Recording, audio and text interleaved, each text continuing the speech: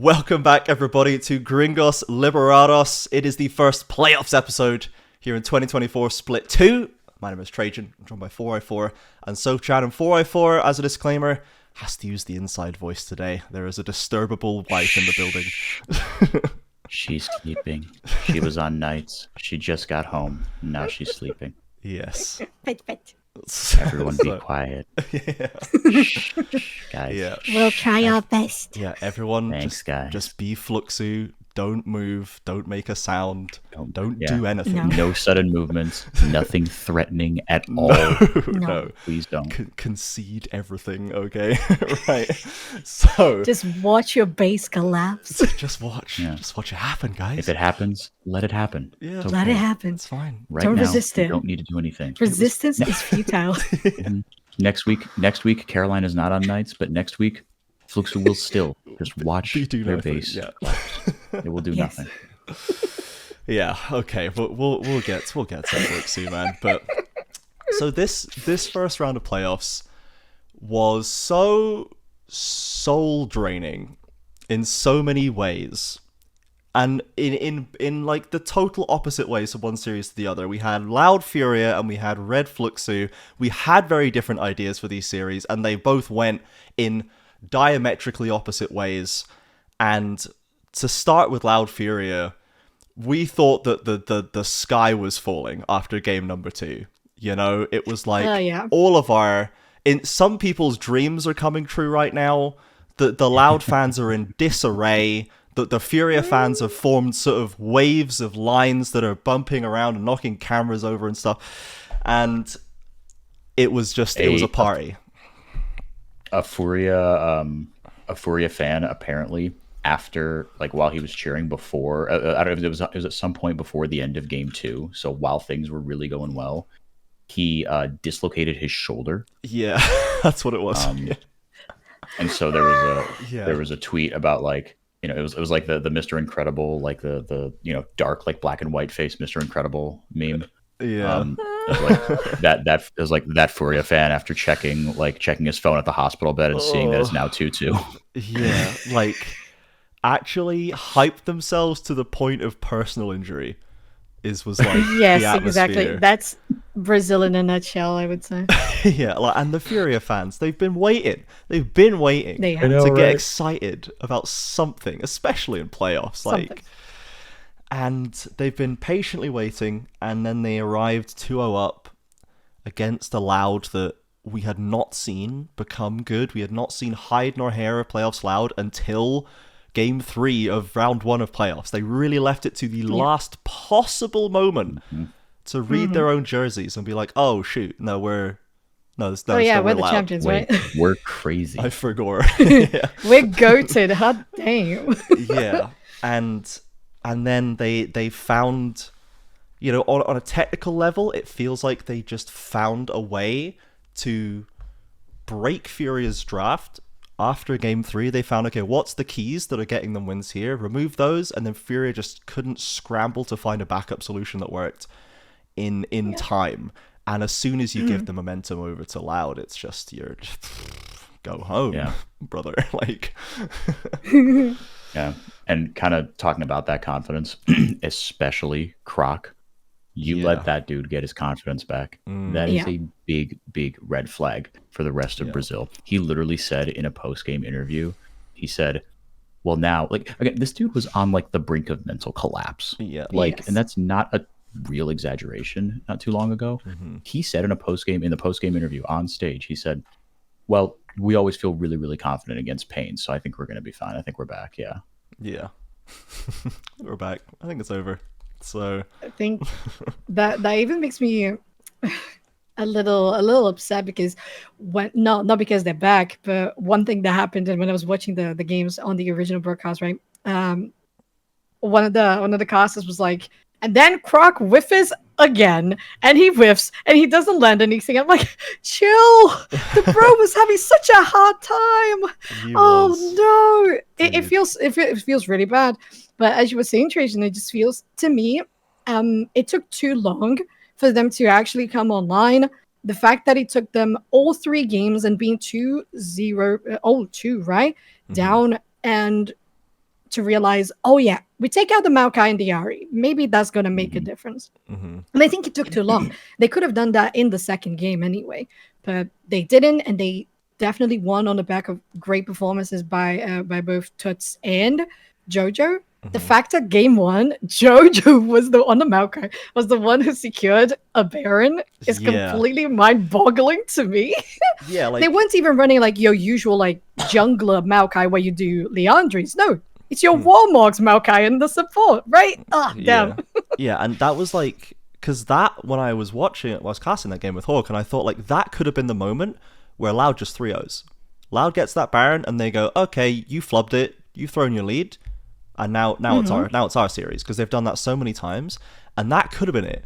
But it went on for 2 more games until they did find that momentum turn, and then it kind of happened, you know. So that was like, FURIA kind of squeaked away with that one, but they like did not waste that opportunity at all. They got that and then pushed it through very, very well. Put another really good game up in game 2, so like that was good to see that, like, yes, you can play on the edge, and you can sometimes, like, you just gotta flip a Baron sometimes, man. In the Brazil, sometimes you gotta flip a Baron. We try to avoid it, you know, we do it less than we used to, I feel, but sometimes you just gotta flip it, and they managed to sneak in there. I loved the idea that they had. It was too close to call, but like the 3-man sneak while the rest of them were kind of distracted after a slightly rough fight, I was like, okay, it's actually really smart, and it was almost perfectly timed. And they just kind of got away with it, you know? So I respected it, and they managed to clutch it out, which you need to be able to do. But then, you know, it just... without that special sauce of the Ahri mid plus diving jungler, we just never got the same out of the mid jungle. And not even necessarily just the mid. I think Tutsz just kind of fell off after the Ahri went away, which was shocking, you know? You know, I agree. It really was shocking because, again, this is a guy that felt really, really comfortable in the AD mid meta, and they didn't even go back to that, right? I mean, I'm looking at the bans from games 3 through 5, right? Ahri Maokai, like, there were no AD bans. We're still on 14-15, guys and gals, right? We're still on, I believe, right? Like, they did 14-16 is where they're gutting everything, right? Next Brady year. carries mid. Oh, well, to be fair, I think it was through on 15 as well. Yeah, they've already done the Tristana thing with the mana that, like, on the 15. The mana for the was queue. just Tristana, right? I think Corki is Like, still very much like #1 prio mid laner on that patch. Yeah. But it's like Corki Azir. It was banned not Corki 100% Trist. of the games as well. So Yeah, I think it just Azir just Corki. came in to take that spot because it was just a decent Corki answer. But in terms of ADs, like, it was all the counter ADs that sort of stuck around, like Lucian and Ezreal and Jason stuff, and they were always just to deal with the other AD carries was like the reason they existed there. Yeah, I guess I was surprised we didn't see them just kind of try something else, like something else that had worked for Tutsz, because, like, again, like, Loud played really, really, really standard, right? That was kind of my big takeaway from this was, like, however the meta has shifted, right? And tinowns and Redbird talked about this in interviews that, you know, we did with them. They said, look, this AD mid pool, it's been tough for tinowns. Like, he's a guy that has made his money playing control mages, playing very stock standard, and even Loud, right? For all their innovations, for all their crockery and their roboery, they have played pretty stock standard League of Legends, right? What do they do better than anybody else? They team fight, right? That's always been the meme about Loud. They show up at 15 minutes, whether they've got a 1k gold lead, a 1k gold deficit, it doesn't matter. They will show up and they will just out team fight you, right? And now that Croc's got his confidence back, he's playing that Sejuani well again instead of just whiffing every freaking Sejuani ult, like you were saying yourself. Like, this is a really, really tough thing to do, right? I mean, like, because and Robo's got a couple picked, right? Because they banned the Rumble against Robo, right? The Rumble and the Jax, they banned that against him pretty much every single game except for game 5. But Robo's got a couple of those weird picks that he can bust out, right? So it gets really, really tough to deal with Loud now.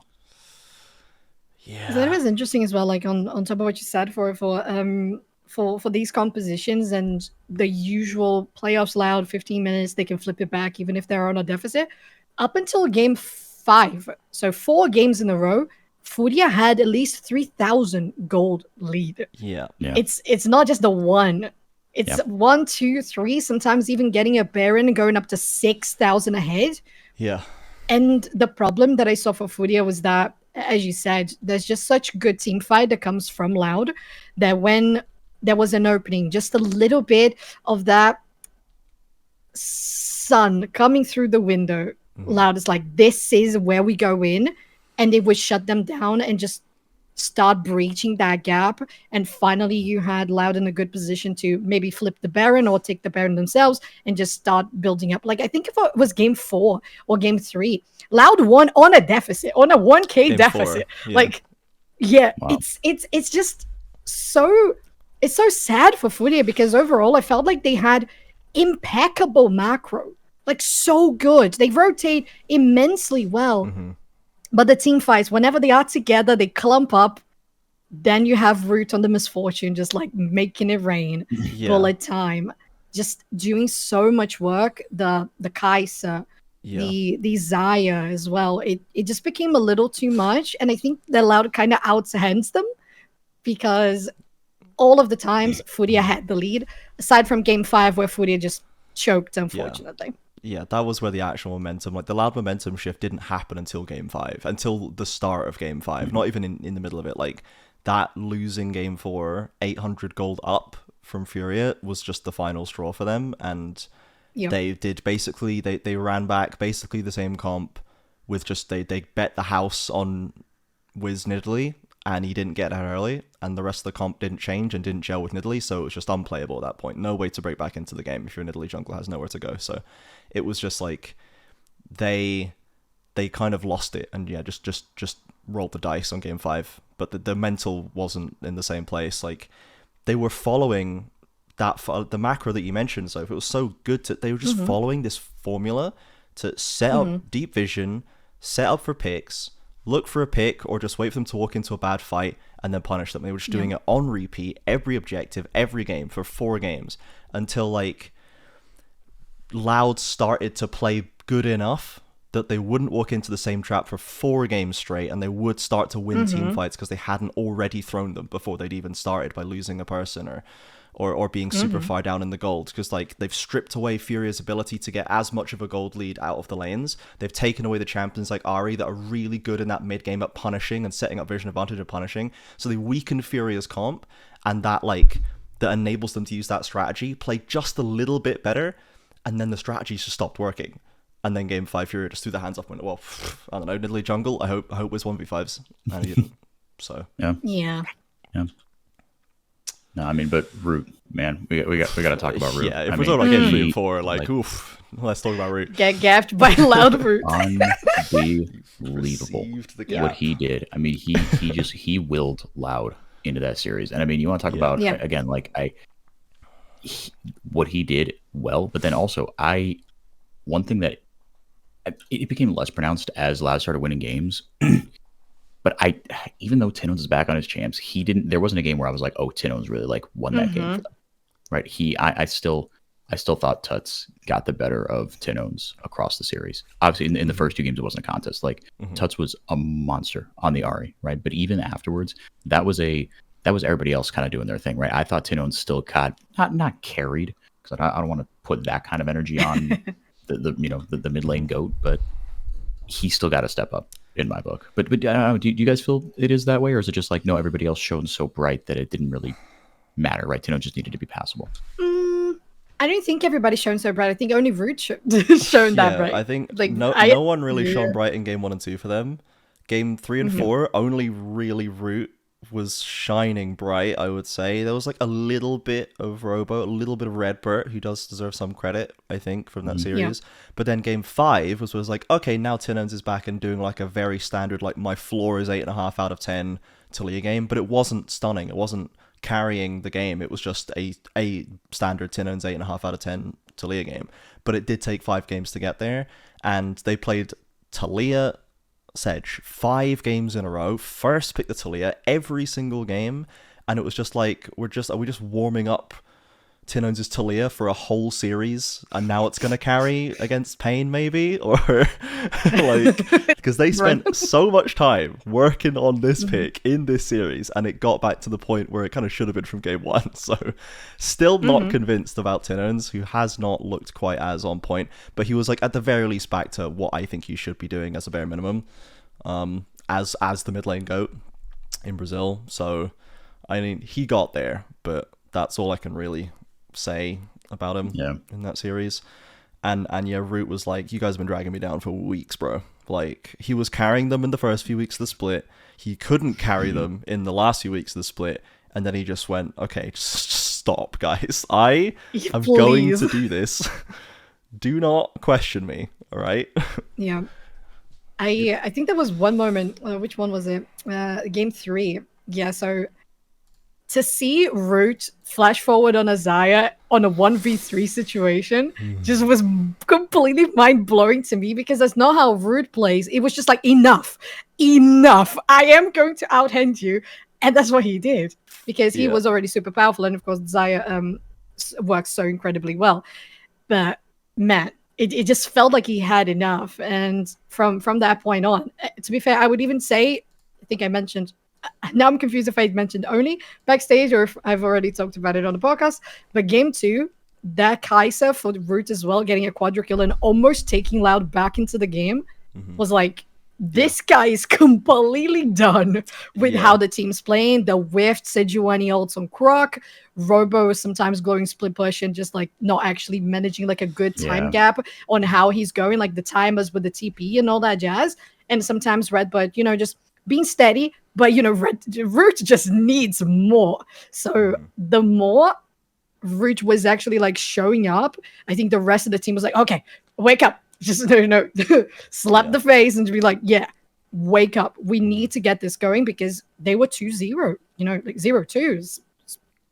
There was a world where they would be on lower bracket. It was close to that, to be fair. Yeah. Yeah. I wish we'd gotten more out of the IU Root matchup, in that I wish we'd gotten more out of IU, because I think we saw one Zeri game and it was so good. And I just wish we'd seen more of that, honestly. They committed to the Ezreal down the stretch. And the Ashe, I think, was fine. But they committed to the Ezreal, and they committed very early in the draft to the Ezreal, both times in Game 4 and 5. And I kind of wish we just put a bit more stock in IU, get him a better matchup. Don't prioritize Rel so hard for some reason. We've just forgotten Leona exists, and then we're just giving him Ezreal every game. And I just wanted to see more consistent late game carry potential out of IU, because I think he was playing on such a hot streak over the last few weeks, and Root was absolutely popping off on this MF, and MF is very good in the lane, but is very exploitable later on, and by individual other AD carries as well, once they can just like step out of her ultimate, which, you know, Zeri can do, Kai'Sa can do. Like, I don't know. I thought it was weird that we didn't give enough, I think, late game potential to IU in the series, and that could have maybe got them over the line in Game 4 when they were like just ahead of gold the whole time, even when they lost. So that one was a little bit annoying for me. I think FURIA just really lost control of the draft after Game 2 when they didn't have Ahri. Somehow that linchpin fell out, and they were like, "Oh goodness gracious, what do we do? How do we win the late game?" And it just, like, their comps, I think, just suffered when Loud were actually playing somewhat closer to their level, which is what you should expect, you know. For sure, and I'm so on board with you. Why did you focus Rel so bad? Like, it wasn't doing as much work. It wasn't tanky enough compared to the Nautilus. It wasn't tanky enough compared to what you had previously with the Maokai as well. It just wasn't connecting. And I agree. The Zeri game was so goated for IU. Just stick it there, you know.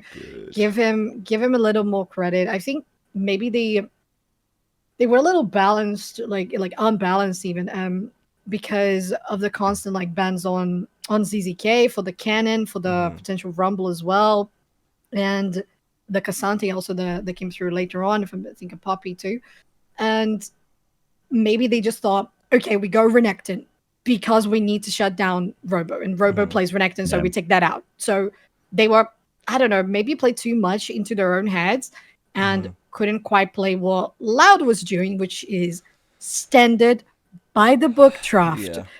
So solid. There is just no mistakes that can come out of a composition like that, unless you whiff the Crystal Prism. It happens sometimes, but it's more difficult. Yeah.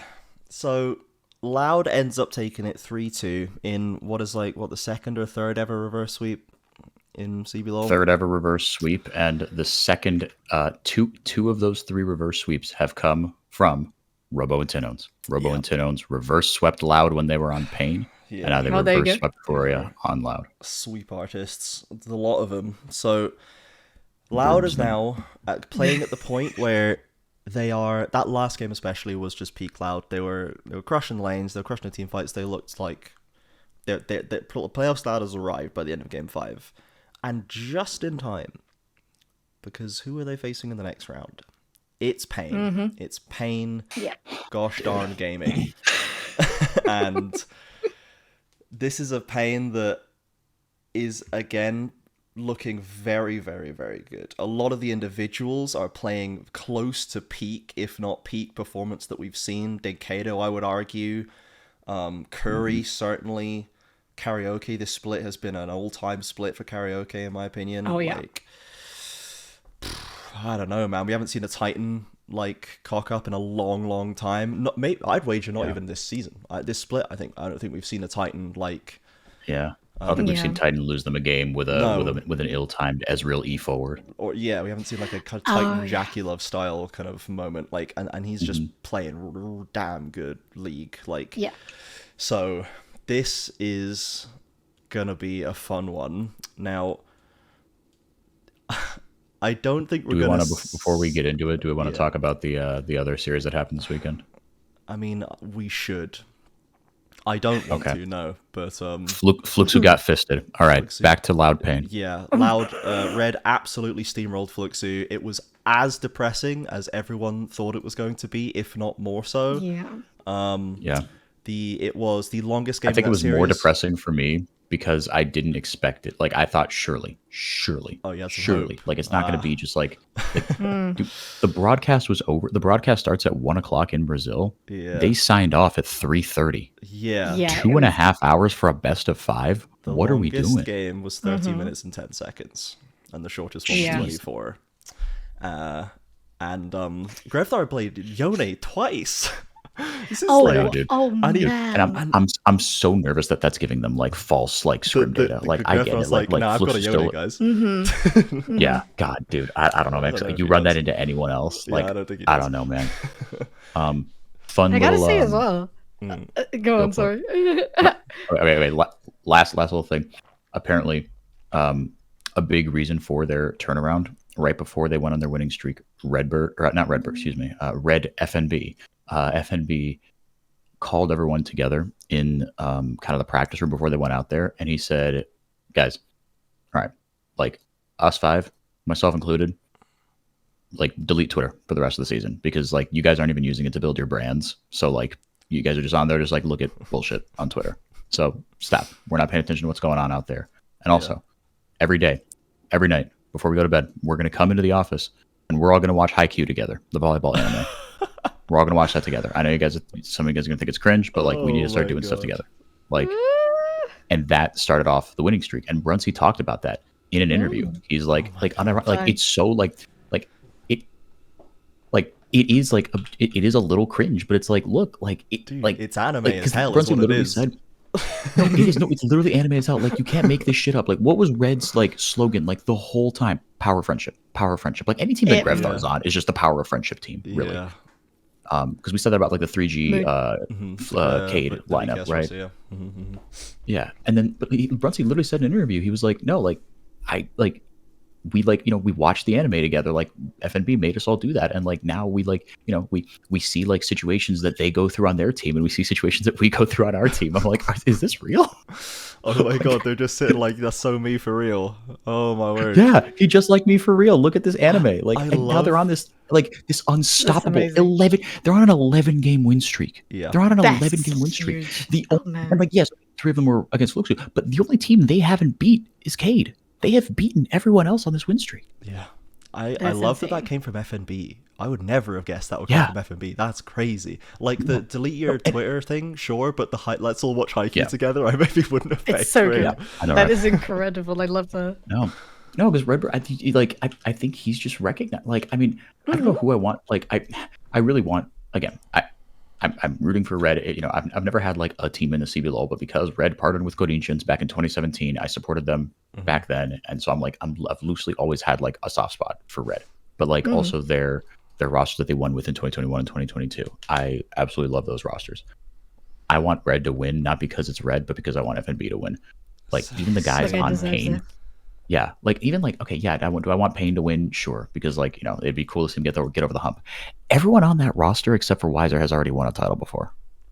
Like, yeah, I want FNB to win a title, especially for what he did here, right? He just recognized, he's like, I'm done with this shit. Like, I'm willing to try everything, right? Like, we're 3-8. Like, possible. We're 3-7.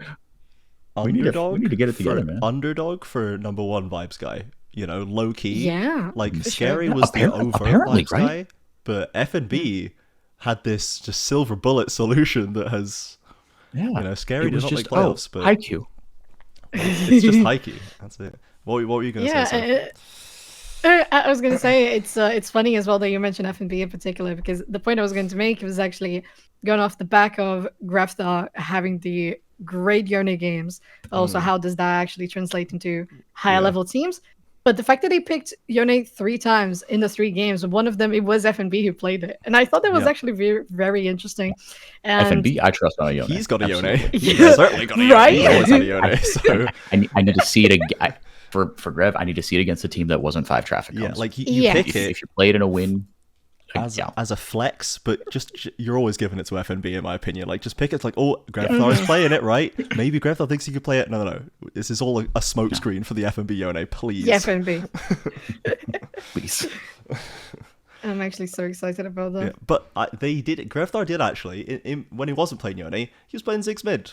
And I appreciate that a lot. I love Ziggs mid. It's probably my most played mid laner lifetime in League. I really like support Team Liquid in NA LCS and APA's rise to kind of stardom there off the back of being a 2-trick, one of them being Ziggs, like, and just like what I remember, I think it was LS talking about it like last year or last split, when it was like, people sleep on Ziggs, but like, you can't actually counter Ziggs. Like, you can't deal with him, and he doesn't really care about anyone. Like, he does not get countered because no one's going to play he's Zed. playing PvE, man. Yeah, any PvE, pro champion, Ziggs does not care about the matchup and is so insanely utilitous across the map with the turret pushing, generates so much gold for the team, and actually scales not that bad. And if you get ahead, has a really strong mid-game spike, especially with the new items. So, like, the champion actually rules.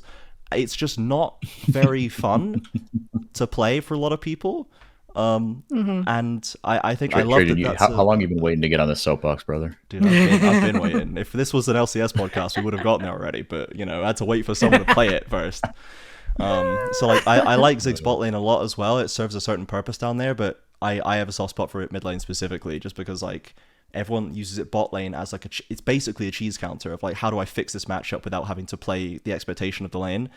But it is designed originally as an artillery mage mid, but no one plays in this lane, and I just don't know why no one's been doing it. So I'm glad that I think it's a good Grevthar pick because it is very useful across the map. It is very resilient, and it's hard to actually get one over on, which I think is a good thing for Grevthar to have in his pocket going into playoffs. So I thought that was good as well. So, and it gives quite a good advantage as well, considering as you were mentioning for the fact that we're getting to 14-16 and things are just going to be much more AP focused in the mid lane anyway. So guaranteeing that already, like practicing on a best of 5 is a very good proving ground there. The last thing I think we need to touch on with Fluxo before we move on is why did we do this to Forlin, man?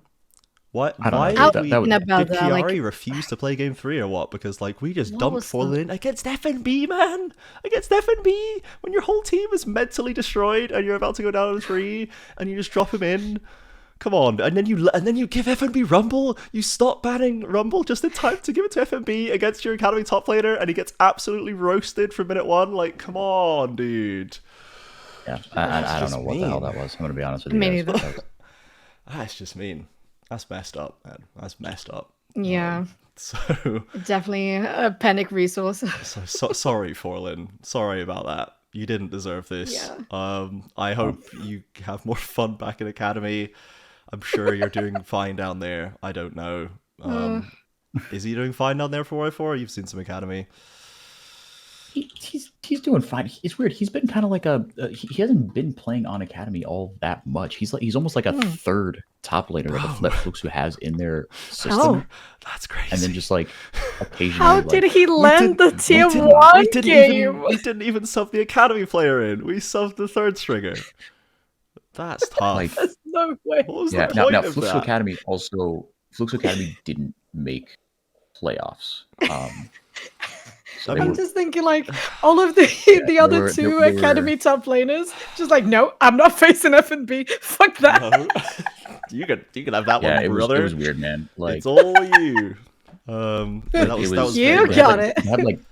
They had a rotating door of Forlin, Skybart, and Oroboy. Fluxo Academy's top situation was so. Okay. Fluxo Academy's entire situation was just bad. I don't know what else going on. Okay. Well. Yeah, well. Unfortunate. I hope Chiari's back for the lower bracket match because if they're going to have any single slight chance of getting one over on any part of Furia, it's potentially like Chiari versus ZZK. ZZK is certainly not a perfect top player, you know. So, nope. Okay, right. So Fluxo down to lowest bracket to meet Furia. Furia had a heartbreaker. Fluxo also had a. I mean, it's a heartbreaker for Fluxo fans because it was just so devastating, but it wasn't like a surprising turn of events for everybody, really. No. Whereas the Furia one really got us up there and then dragged us all the way back down. Well, actually, we can stop for Furia Fluxo first. Just bounce off the Fluxo one. Does anyone think it's going to be not a 3-0 for Furia?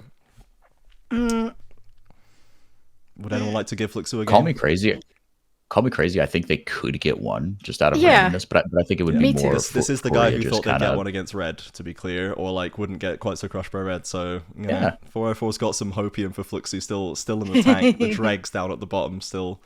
Yeah, but it would involve Furia kind of pooping down their own leg. You know what I mean? Continuing to do so, which they might do because they had a shaky a confidence shaking event in the winners bracket that we have seen before. Oh, wait, did you guys see that ZZK tweeted between games 4 and 5? Oh, literally never, ever a good sign. What did he say? He tweeted, "Ready to win game 5." Oh, he cussed himself so bad. Okay. What the fuck? Well, that could have been worse. It could have been like sub Forlin in right now, but I don't know. But yeah, unlucky ZZK. Unlucky, brother. Yeah. And people were memeing him. Like one of the MyZ Sports reporters like reposted it in 3 languages, like after game 5 in English, Portuguese, and Korean. Like after they lost after they got reverse swept in game 5. It was like guys, just know, breaking news. He at any moment he is ready to win game 5. Still ready. He's still there, waiting, ready to win game 5. He's ready. Oh, that's brutal. Come on, absolutely guys. Brutal.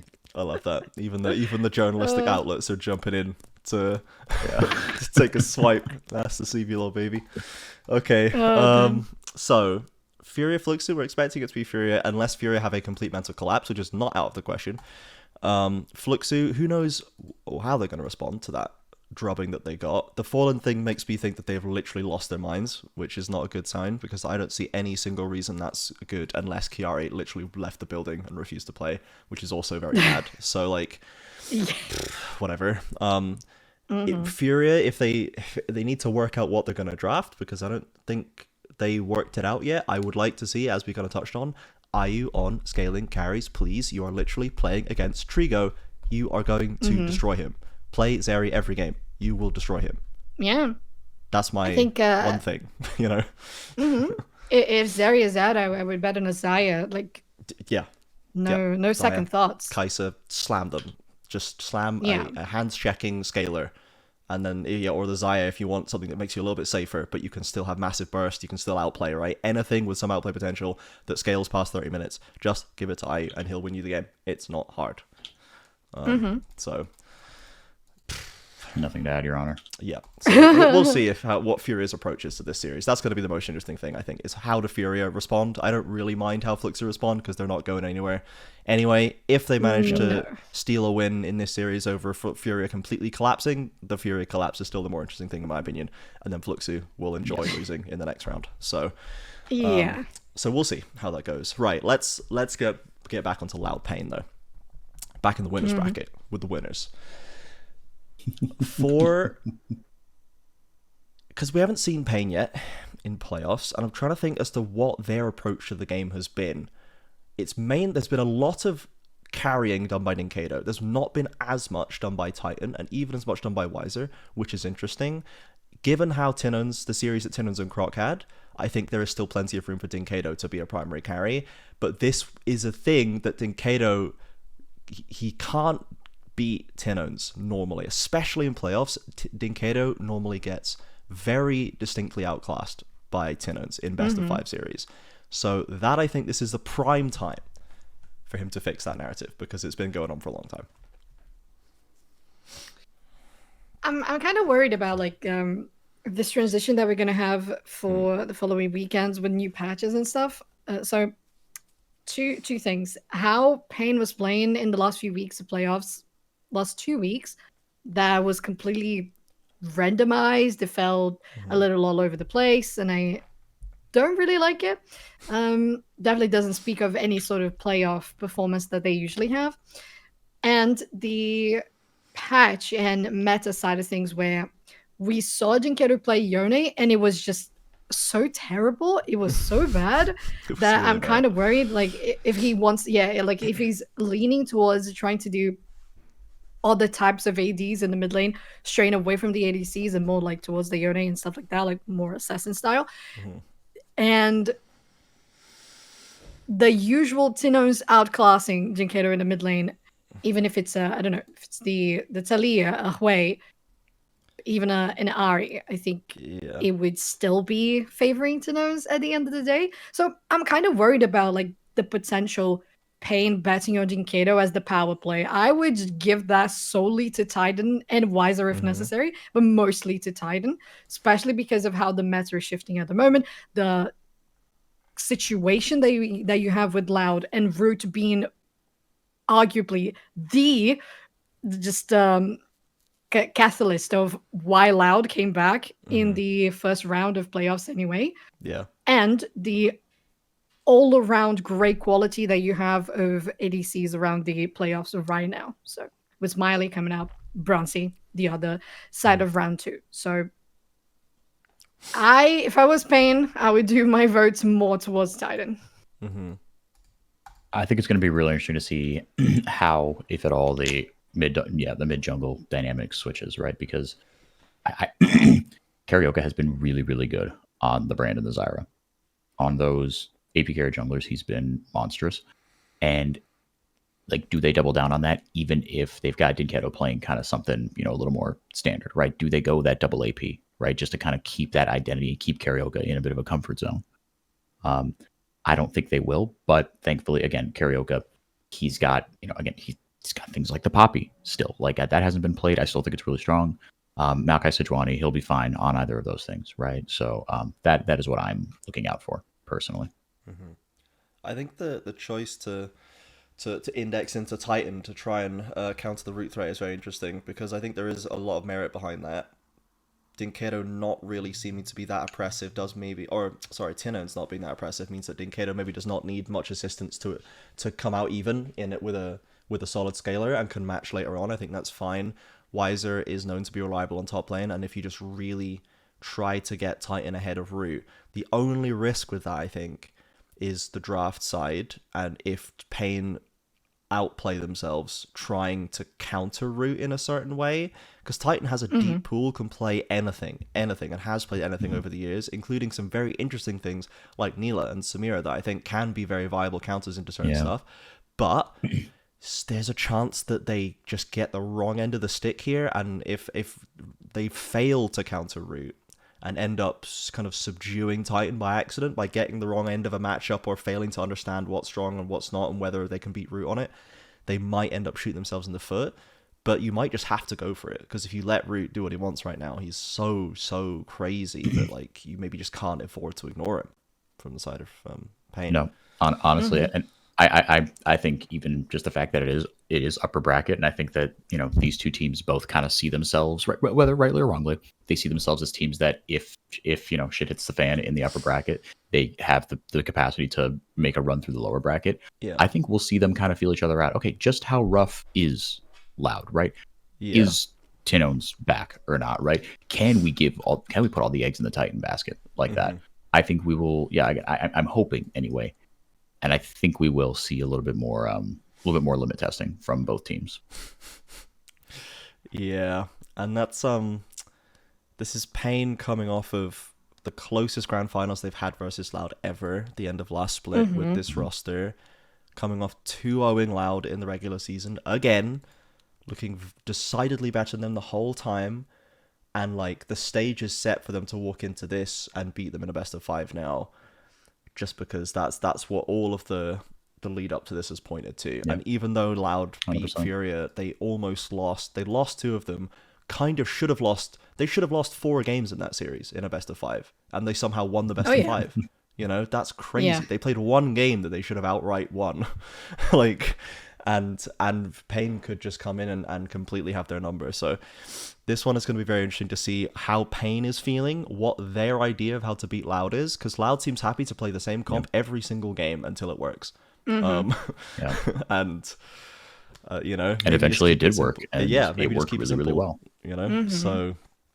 So Pain didn't really get a lot of data, honestly, out of that series, because it was just Loud doing the same thing 5 times in a row until it worked. Yeah. The only interesting thing I think is that they're willing to go into the MF more often than not into a good matchup, and they're willing to that is an option for Root that he will take, and how exploitable I guess they think that is, if Pain think that they can find an answer to that, or if they have to remove it or try and pick something that doesn't lose to it or whatever. I think that's the only thing that Pain has actually gained from that series from Loud, to be like, okay, well, how do we deal with this?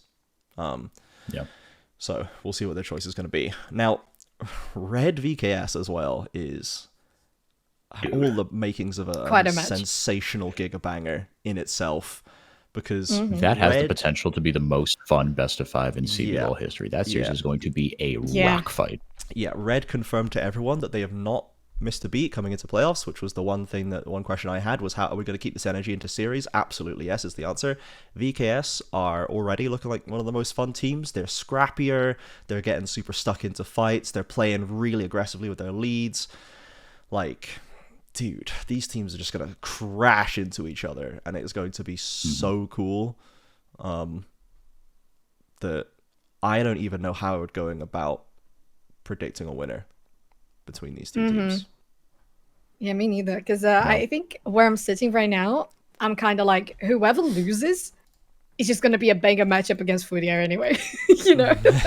That's kind of where I'm sitting right now. And it's super difficult, because I really like the nature of the scrappiness that's coming out by VKS, as you mentioned, but I kind of feel like in this matchup, whoever has the upper hand on scrappiness is Red all day long. It has to be them all the time, just by nature and by the power of friendship that we've been talking about. So I don't know if maybe this is the point where VKS, since it's the first game and the first series that they're doing on playoffs right now, maybe they just come back to their usual, we play insane macro, we play insane map control, and then we win on that while trying to shut down every threat along the way, because I feel like they have the tools to do that. I hope they haven't lost themselves in trying to do something new throughout the season, and that they still have those fundamentals neat if they need to rely on them solely, because the threats individually on the side of Red are so powerful. With F&B, with Bronzy, it's just like, how well do you trust these matchups? Because our usual, top tier, top laner for CBLOL has been Giga and F&B, Giga, F&B, F&B and Giga, so they're going to be facing each other. And I think however they decide to navigate, if it's just by saying we have a favorable matchup by champion, then we focus on the bot lane, or we focus on Grafstyle. I don't know. There's just so many options. I really cannot predict who wins, but it is going to be a game 5. That's just what I'm saying. No, I mean, I agree with you on that note. So just to kind of piggyback off what you were saying, I think the adaptations in this series are going to be really, really interesting, because Red, Red are flying right now, but like I can't really see this being a 3-0 either way. But you know, if there was a 3-0, I actually think it would be Cade, the 3-0s, because I could see, again, Red is a very vibes-based team. If they like just get absolutely fisted in game one, I could see things falling apart for them. I don't think it will. Yeah. In fact, I think it's far more likely that it doesn't than it does, because they seem just mentally more strong. But yeah, like, you know, if certain things go wrong, right? Do you know how deep into their bag of tricks do they reach, right? Do they ever put FNB on a tank, right? If they say no, actually, you know, playing through it, because they're gonna put him on Camille, Olaf, Rumble, like, you know, these sorts of things, Jax, right? That can have an impact, you know, at all phases of the game. But yeah, I'm really interested to see how they shift things should things go sideways, right? Because they have that's the one thing, that's the other story of this season for Red, is their bag of tricks is really, really deep, right? They can do a number of different things, and they can, and they always have the pick Brunsey Zeri, because he is far and away the best Zeri in CBLOL. Yeah, I think so. The thing about Red now is I agree that if things start to go south, there is a real risk that they just keep going south, and they have a FURIA moment where they just can't find the answer. And we know they have a deep bag of tricks, but I don't know if I trust their ability to pick the right one and sort of outmaneuver VKS if the series is going south. I think if Red come on the day and they're just better, which they very well could do, I don't really know if VKS has it in them to break past them. But like, if VKS are able to find an advantage to get one over on the game before it's even started, which I think they have the capacity to do, I don't know how well Red can deal with that. And I don't know if they would just lose it a little bit and start picking weird stuff and start picking comps that don't fit together and like trying to panic a little bit in terms of how to adapt. So I don't really trust Red's ability to adapt throughout a series still. I do very much trust their floor and their ability to play the game on their own terms. And if VKS can't disrupt that, I kind of think Red might just sweep them away, honestly, because I think they've got their carries are more consistently all popping right now. And something very interesting about Red over the last couple of weeks of the regular season is that they started showing some of the best controlled, measured objective play of any team in terms of allowing the enemy to flap themselves into a frenzy until they make a mistake, while they just stand in front of them going, we're not doing anything. Like, we're not touching you, bro. We're literally standing here. And the enemy team is like, oh my God, I'm not hitting you. I'm not touching you. I'm not touching you. Yeah, they're standing there. They're gonna. We need to. TP flash in, and then they're just like, okay, well, you're dead. And like, it was shocking watching them like take apart teams in specifically objective fights, like objective dances, in such a controlled way that I don't know if I've ever seen in this region, honestly. Even teams like VKS, who have been a bit more fast and loose with it. They're very strong and they're very skilled, but they've been a little bit more fast and loose with the objectives, and it normally just kind of works out. But that is a point where I think Red, in terms of minute-to-minute play, have looked just unmatched in the entire region. So if VKS are not ready to play at a level that can match that on the day, I don't know if it matters how smart they are and what their drafts are, because they might just come in and not be as good of a team. But if they are ready to play, then I would probably take them in a best of 5, just because I think they'll find the answer, and Red will not find the answer, you know, when the difficult questions are posed. Yeah. No, so, I agree. But summary is, it's going to be a freaking banger, like one way or the other. Yes. Like, both of these winners matchups are insane. Number one optimal timeline that we've got up there. And we shall see what that delivers for us and who ends up in the winner's side, who goes down into the gauntlet to face probably FURIA as well. So, like, I'm not going to bother. Do either of you want to bother trying to predict either of these matches? Because I don't think I can. It would just be pointless for me. I'm just like, I'm guessing 100% coin flipping, like both of them. Yeah, I would coin flip as well, like 50-50 for sure. I don't think it adds Pain value. 3-2, Cade 3-2. There you go. I can fuck with that, like, for sure. I can fuck with that. My gut says Pain wins and Red wins, and we get Pain Red. Oh, Red. Okay. Yes. I think I'm more of a VKS believer.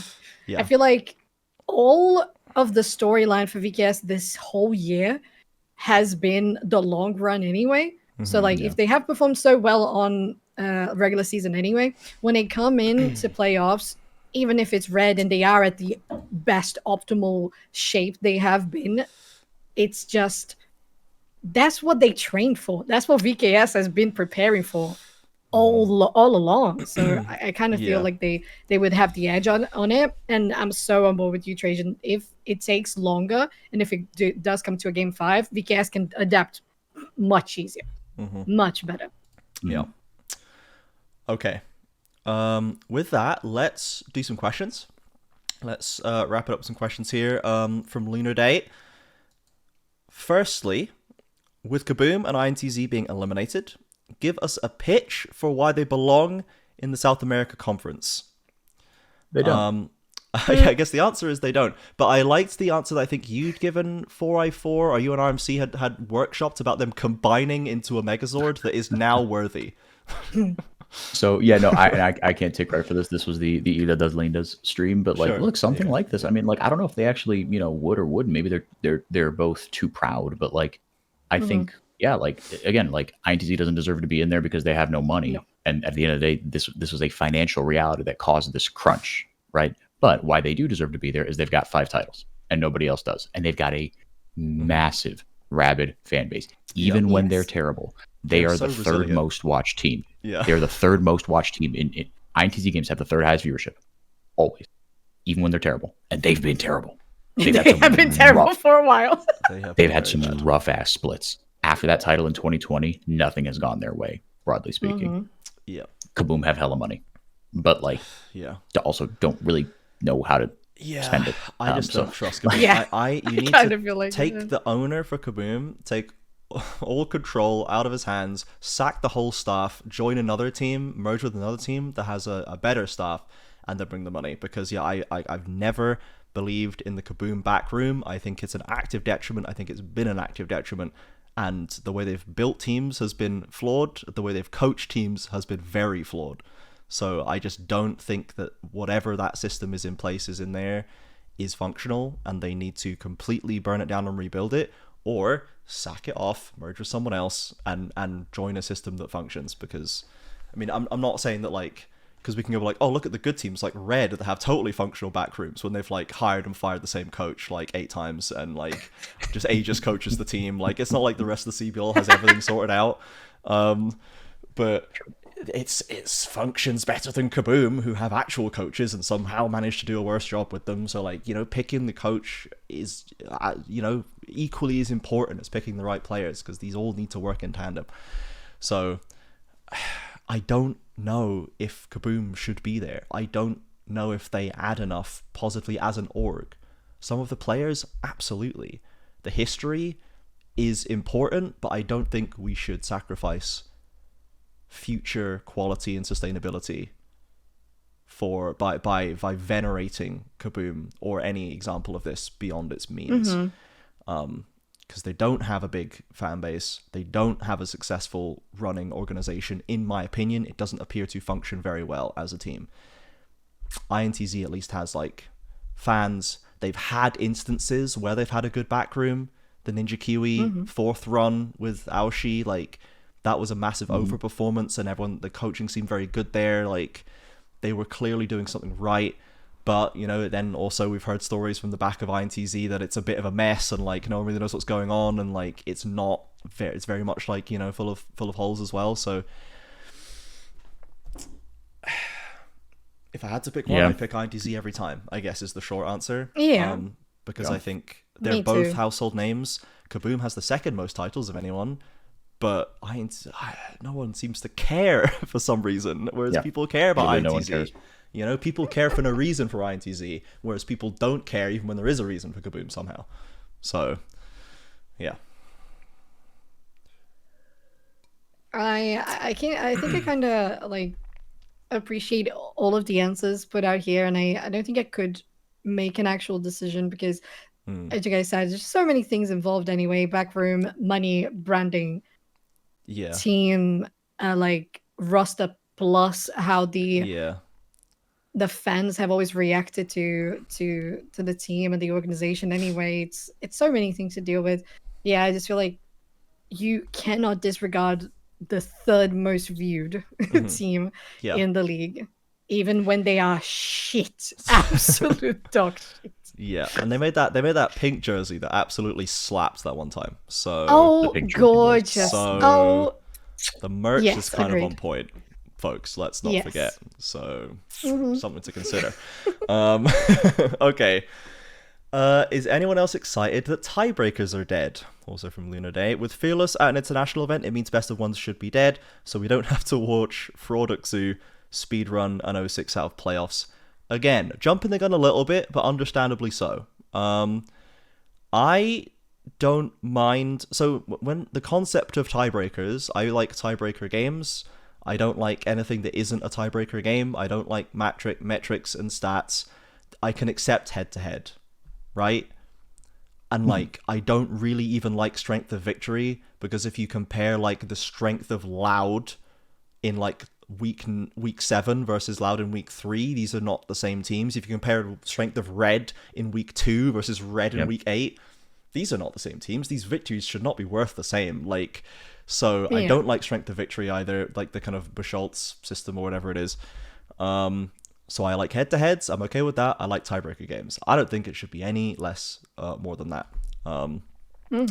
So like, even with best of threes, undoubtedly you'll end up with a tiebreaker at some point. It's going to happen. You'll have the same score and game score at the end of the thing. You'll have an even head-to-head. It's just going to happen. And I think they just keep it simple and don't have all these things and plan for and tiebreaker is going to be best of one. Okay, we don't have to do a best of 3 tiebreaker. Let's not get crazy. But like, you can have a best of 1 tiebreaker. That's okay. For sure. Yeah.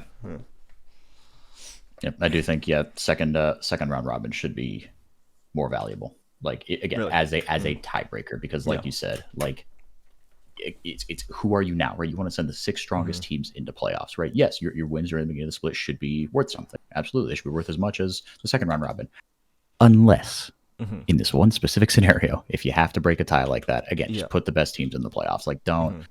No, stop the song and dance of every win is it's like yeah, but no, because then you end up with Fluxo. You end up with 5 teams in playoffs in 6 spots, right? That's what happens. Yeah, I guess I can get that for sure. When it comes to like more than 2 teams in a tiebreaker, it always becomes messy and confusing. You know, we could do a little group stage double round robin between them. We don't have time for this, so like, yeah, it's not really going to be a good solution there. I could accept second round being weighted a little harder just to make sure that like maybe there's another little angle there. But yeah, just us keep it out of the game. No game metrics and no like strength of opponents thing. I just don't like that. Yeah. That one I really Me too. Don't like. I'm actually I don't even hate like the time attack, like strength of victory. I mean, like, that was I don't hate hype. it, but I don't love it. I'm glad we had it. I'll say this: I'm glad we had it once because it was really funny and it was really cool and it was a completely unique narrative that no one's ever had and no one's ever gonna have again. The like can FURIA win in 17 minutes narrative that almost happened in game 1, like that was mind-blowing, and it didn't even actually end up happening. But the fact it even came close to happening, I'm so glad we have that saved, you know, as a memory. Because like I say, no one else has done this, and no one else will ever do it because it is kind of silly. It really is. It's a part of the history now. Head-to-head and tiebreaker game are the only options for me. I just hate the rest. Yeah. Okay, so I'm not excited that they're dead. I don't think they are fully dead, but I'm excited that they're simpler, I guess. Me too. And and another one for Luna Day. With the Olympics, let's get your opinion on what Olympic sports best compare themselves to teams left in playoffs. Example, Fluxo. It's always Fluxo with Luna Day. Fluxo would be soccer, aka European kickball. I don't know what she's on about there. I don't know what kind of what we're chatting up here. Because all they do is stand around in the same spot and never score. So taking a shot at my region again, just for 0, for absolutely 0. And I would advise you do have 1.5 Brazilians. I would advise Luna Day to watch the most recent Euros Championship and then claim that European football stands around and doesn't do anything, because that's just not the case anymore. This was the case when I was a child in 2005, absolutely, but not anymore. Okay, go and watch the VOD. You know what I mean? But besides slandering my region's national sport, Olympic sports, the best compared to teams left in playoff. So the teams in playoff we have, loud. What sport is loud like? My first thought, I don't know why, complete gut vibe check, is beach volleyball. I don't know why, but I really understand that. Right? I can't really explain it either. Yeah. But I feel it, you know. Yeah. I mean, I can't think of anything better for loud. I don't know, like wait, no, I got it. Fluxo is rock climbing. You go up really, really fast, then you go down really, really fast. Jump off. Also, incredibly sick that they had rock climbing at the Olympics. I didn't know that was a thing until yesterday. It's really cool. Super sick. It's really Me cool. neither. Had no idea. It's really cool. I'm thinking synchronized swimming for VKS. Gorgeous. Yes. I love that. Love that. Great shout, actually. Ooh. How about we do Olympics for runner-ups, and that's gonna be Pain Gaming. Like the country that always gets like runner-ups, like silver medals in one spot, and that's Pain. Pain are every China. Silver medalist. I think red could be What's rugby because it is a lot of running. Sometimes it's a little directionless, but bit of it smashing. is just chaos. Aggression, yeah. And it's a team lot sport. of just Because there needs to be a team sport, team. yep. There needs to be a friendship element. There needs The to be power a of friendship. element to that. Yeah. So Pain is China and every silver medalist. Loud is beach volleyball. Red is rugby. VKS is synchronized swimming. Fluxo is rock climbing. Fluxo is rock climbing. FURIA. FURIA. So FURIA is like it's. Oh, I don't know why. Sorry, I just got this intrusive thought. The intrusive thought is the movement on the panther. It's like basketball. It looks like a dunk. So there we go. I actually think that's very good because FURIA move fast. They move very quickly. They're very individual. There's a lot of individual skill on display at all times. They're very skill expression. Sometimes you absolutely biff it. There's a lot of big personality and a lot of like volatility there. So I actually love it. I think basketball's a great call. I think FURIA is basketball. Yeah. But we do need one sport for Pain Game. Although they are China, we need one sport. So what is like Pain right now doesn't feel like as much of we're like a super good team unit that plays together, like super. It doesn't feel like they rely on playing together really well as a win condition anymore. They're like loads of individually talented, high floor players. Very consistently high performance. They're quite complex. Do we think it's like, I don't know, is Pain archery? Because like everyone always gets like, I don't know, like I've never seen someone hit the dead center of one shot, one opportunity. No, I've seen them get close a lot. Yeah. But I've never seen them hit the actual center of the bullseye. Is Pain the shooters that have all the equipment but never actually win? Oh my god, you're right. Yes, yes. Pain is that Korean chick. Pain is the Korean shooter. Pain's the Korean. I will Twitter always main root for her character. though. So yeah, exactly. You know, everyone always wants to root for Pain. She don't win though. Yep. She don't win, and she's looking kicking rad. You know. Yes. So Pain is that Korean shooter? Is Korean air pistol? Is that's good. Pain. That's it. There you go. That's the one. Okay. love that. We've done it. And the last one before we wrap up here today is a secret point that was delivered onto our hands out of the main server intentionally until this point by Lunar Day. So, when the American Conference combined, everyone was all doom and gloom.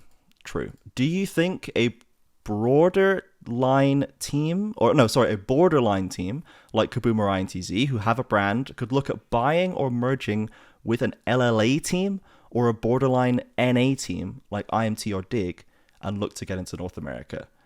And this is very interesting. The question of could a CBLOL team jump the border and go and merge and join the northern side, which I don't know if anyone's even broached before. It's a very interesting question. It is an extremely interesting question. Lunar Day, you've had a lot of great questions. I think this might be the most interesting just because I kind of have no idea. It's just kind of pure speculation. but like I think it would make more sense given regional proximity, right? Especially if, do you guys know, okay, because LATAM right now is based out of Mexico City, right? And so when it was LATAM North and LATAM South, where was LATAM South based out of? Was it Argentina? Probably Argentina, yeah. Probably Buenos Aires. Yeah, so maybe I think it would make, if we're talking about a CBLOL team, who do they merge with? I think you merge with like a LATAM South team, right? Because I just don't think like a CBLOL team and an NA team, because you're on geographically opposite sides of the continent, right? If there's any sort of overlap, or if you're going just literally like geographically north to south, it's NA, LATAM, Brazil, right? Especially if LATAM is still based out of Mexico City. So I think your best bet is to literally, Los Grandes. The name is literally in Spanish. Kind of lean into that. And everyone was like, why? Why do you have a Spanish name in the Brazilian? Why? Brother? Well, to be fair, I think Red that's a more interesting Kennedy. opportunity. Yeah, like... Well, yeah. Viva Kate Stars. I was Come on, explaining yo. Yeah. I was Pain explaining Gaming. Truly Pain Gaming. Yeah, it's so many English words. Yeah. So... No, but then dude, here's the thing. I think go partner with Crew, right? They're a Valorant team and they're sponsored by Messi. Yeah. Lionel Messi has single-handedly bridged the national hate that Brazil and Argentina have towards each other. Brazil and Argentina low-key don't hate each other anymore now. That's our parents' generation. Lionel Messi has made it like, oh, we don't. I don't know, man. Rooting against, like, if you're Brazilian and you're like, I got to root against Argentina, but I got to root against Messi. Shit, I can't do that. I'm just not better. Yeah, exactly. It's a guttural feeling. You want me to hate the in our best generation and nowadays, nicest for sure. man on Earth? Exactly. Yeah. He's a short Also, because king like me. we've been lacking like so many like actual great football players in Brazil anyway. Like that can actually like Neymar nowadays is such a joke. Like the guy fakes an injury, goes down to the floor, and that's just how it goes. So it kind of feels like we've allowed ourselves to root for Messi as well because we're in lack of like a father figure. We don't have like a top guy right now, so can we join yours? Your one seems really good. Please. Like, we'll be nice. I swear, we'll be really nice to him. Yeah. I really like the Crew take. That's super nice. Yeah, At the same time, they've got a Valorant team already, right? So yeah, they have Rocket League as well. Oh, okay, there you go. Actually, FURIA is very big in Rocket League, or at least it used to be. At least two years ago or something. FURIA is one that I think is like out of the teams that are, if you're looking like toxic teams that stick around, right? We'll discount Fluxo, but like because INTZ and Kaboom are both like very big names, and then like if you have those two and then FURIA, that's 7, which it's one too many. So like who's getting cut, and people are like, oh, maybe it's FURIA. They managed to make it into playoffs here. If they hadn't been into playoffs, there's a question. They've never really come that close to winning. They've not really had not been around as long, all this stuff. But as a Brazilian brand, I think they're far and away the biggest of the three. INTZ has in league specifically has all the history, but FURIA is a multi-game, multi-decade spanning thing now. If you think back to CS and all this stuff, right? So for sure. So there's a super high chance that FURIA sticks around, and then they can, and they've already had FURIA North America squads. FURIA, I think, was one of the first teams to engage with the unofficial English broadcast because they already have an English hub. So they joined the stream at one point or something. FURIA USA Twitter account and stuff. Yeah, so they've already got infrastructure in the North American scene, which would make potentially a strong angle to merger. And if there's no room here in the Southern Conference, maybe let's make everyone's lives easier. Let's go and join the Northern Conference and go do that. It makes sense. I think if I'm that not would be mistaken, they did go into North America Rocket League for FURIA. They migrated. Okay. So yeah, so FURIA I think could be a great shout to set that precedent and jump up and join NA. I think that'd be cool. Hell yeah. The part 2, just to wrap it up, was if they could brand as an invading team that is here to revolutionize the region and use young talent to win America's, take the max allowed South American players with young NA players and keep the Brazilian fan base while gaining NA fans. So yeah, the only thing that we need ironed out is what the LTR rules in and how many players you're allowed to use. When we were checking these questions beforehand, I was saying in the green room to the guys that if they don't allow basically free movement between conferences, I'll be very shocked, and I think they're shooting themselves in the foot. If they don't allow themselves to benefit from that connection that they have. The Brazilian talent factory is maybe the most efficient talent generation factory, certainly on this side of the Atlantic, maybe even elsewhere. That isn't Korea, China, that have it so deeply embedded in the culture that it's like they don't even have to try. But I think it's better than EU now, because EU has slowed down. EU Masters doesn't generate as many new players, and it's certainly better than NA, because NA has been like somewhat of a joke for a while. Like NA is improving, but CBLOL is so good at generating new players who, a lot of them, can speak English, and like you can just grab the latest hot Brazilian AD carry, tell them to right click, and you've like saved yourself a big hassle, you know, and hopefully saved an import slot potentially as well. So I think they could absolutely do that, and I think FURIA could do the invasion angle. I think it's a fun angle to do, and yeah, I think like LCS has been really building on the personality of their players with things like pros and the face-off, and all the content they're doing is super good at building their own players' personalities. CBLOL has already done that because the fan base does it for them. Like the fan base will just automatically do this, and then CBLOL indexes into it. So the idea of a very personality-driven player base coming into NA LCS would, I think, mesh very well with what the LCS has literally been trying to build themselves. So I think that would be really good, actually. And now, having like worked through this answer, I kind of want FURIA to do that, and if they don't, I'm now going to be disappointed. So yeah, there we go. I've worked myself up and over it, basically, over the course of the last 5 minutes. I appreciate that, though. I think there's quite a lot of sense, not just with the stage of the scene there over here, how the organization for FURIA has been handling esports and different titles overall. I think it all meshes out really, really well. Now I'm actually even intrigued as who would actually be in the squad for an NA FURIA. So we can leave that to another moment. Yeah, that's a good one to maybe do on the next episode. So we can go and workshop it, and you guys as well, listeners and people in the Discord, can workshop and think about some rosters. Maybe pitch us some rosters. Your NA and BR mix dream team that you think could make a splash up there, or down here. I guess you could do the same thing in reverse. So okay, with that, that's gonna wrap us up. Thank you everybody for listening. We do have 3 games this weekend: Friday, Saturday, Sunday. Friday is FURIA Fluxo, I believe, which is at 6 p.m. Brazilian time, so a little later than usual. And then we have Pain Loud and VKS Red on Saturday and Sunday at, I believe, the normal time, which we will of course be streaming as usual. So we look forward to seeing you there. Follow us on Twitter, TikTok, join the Discord so you can tell us about your dream team between Brazil and NA players. And we will see you on the weekend on the Twitch stream, and we'll see you back in the podcast next week. Let's go. Bye-bye.